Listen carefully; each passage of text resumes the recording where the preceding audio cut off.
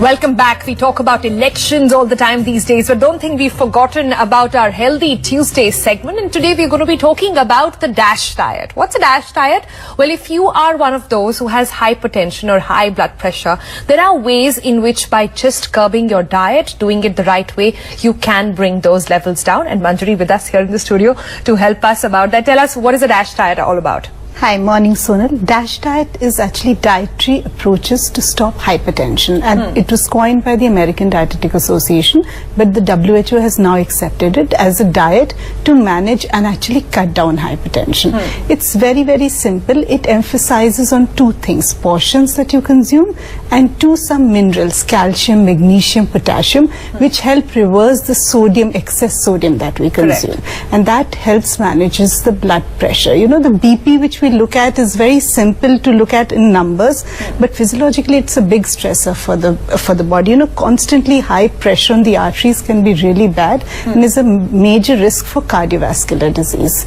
So the DASH diet, what it allows you to do is change your diet a little bit, and then you can easily take care of your hypertension and sometimes actually reverse it. So we've often heard that just by cutting down salt is one of the main ways to cut down hypertension, but you're saying it's not just salt, it's other ways as well. What can a person with hypertension do then? So there are 3-4 main things. One is portions. It talks about portions. If you reduce your portion sizes, then the body has less osmotic load, so it can reduce the hypertension. That's one. Second is when you push in minerals which work against hypertension, for example magnesium, calcium, potassium, and how does one get that? Zinc. Of course, they're found in legumes and whole grains. For example, the DASH diet says only 100% whole grains. All the grains should be 100% wholes. So you can replace them with millets, actually, your grains. And then, of course, whole beans and lentils. Of course, fruits and vegetables, nuts and seeds are very rich sources of these micronutrients. So also, you know, eating the right type of fat and not eating trans fat or saturated fat is also a good way of.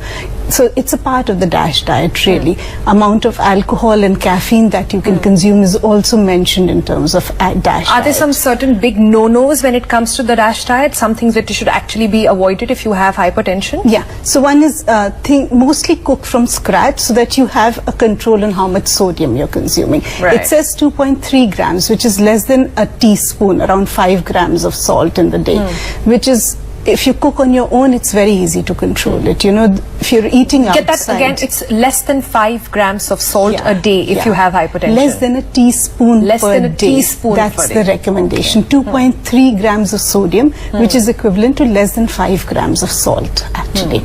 So that is one. So when you cooking from scratch, you're able to manage the sodium content much better. And when you're eating other forms of minerals, for example, if I eat black salt, or if I'm having alkaline food, if I'm having things which have more potassium, more fruits and vegetables, I'm able to have the minerals which control blood pressure very effectively. As per the don'ts that you said, one is of course transitional fat. Fat that comes out of bakery products, things which is, you know, hydrogenated fat is a complete no-no in the DASH diet, and meat is a big no-no. Only lean meat, that too once in a while, is allowed in DASH diet. The third thing is simple sugar.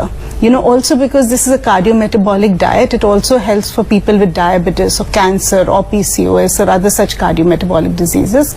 So the third thing is sugar. Simple sugar is a big no-no. So every grain that you do, you should be doing a whole grain. But it's been found to be so effective that in 2 weeks, people have been able to completely control their hypertension. With medicines? Yes, without medicines. Without medicines? I'm talking about just diet reversing hypertension. So if you follow it well, you can actually reverse your hypertension over a period of time and definitely manage it very, very quickly. So that's a real good eye-opener. So just less than 1 teaspoon of salt a day if you have hypertension. Try it out for just 2 weeks, and you can write in to us with your feedback, and we'll take that to Manjari and see how we can help you out. Thank you so much for joining us today. Thank you.